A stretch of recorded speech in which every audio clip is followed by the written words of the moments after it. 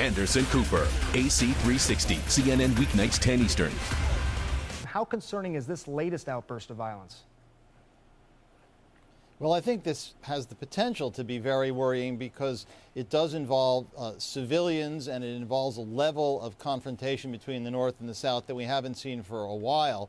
There is a context to this, which is that relations between the North and South have been bad for a number of years. It's partly because of the internal dynamic in North Korea with the succession. It's also because in South Korea you've had a conservative government headed by President Lee Myung-bak, who since taking over in 2008 has pushed for a tougher line towards North Korea, and that's angered the North Koreans. There's also another context, which is for the last 18 months, the North Koreans have been sending signals that they would like to engage diplomatically with the United States. And both the U.S. and South Korea have effectively rebuffed those overtures. And this is a kind of signal from the North Koreans. This is what we can do if you don't pay attention to us. Let me take a step back for a second, because obviously these are all hypotheses, and there's a lot we still don't know about what happened. I mean, do you have a sense, Mike, whether this was, for example, a local commander who launched this attack, or do you think that this came down from central government in Pyongyang?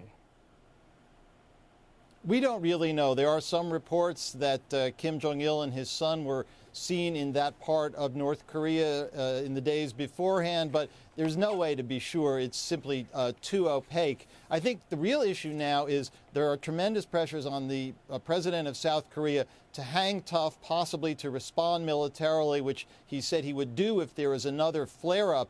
And I think that the worry is that if there's another kind of episode like this, it could spiral out of control. The other problem is that this comes after a year and a half in which the U.S. and South Korea have dealt with North Korea through sanctions and pressure and criticism, and not through negotiations. And it's clear that's not modified the North Koreans' behavior. So for the Obama administration, the problem is there any way to get back to talking to North Korea, which is politically very difficult? But given that the military option is very dangerous and that sanctions don't work, it may be the only alternative that has any prospect of ratcheting down the tension in the months ahead. If overall restraint seems like it's sort of a tepid response, and if you sort of start to sword rattle a little bit, that may seem provocative, and sanctions aren't working, you put all those things together, Mike, what does the international community do? What does the United States do you think, here?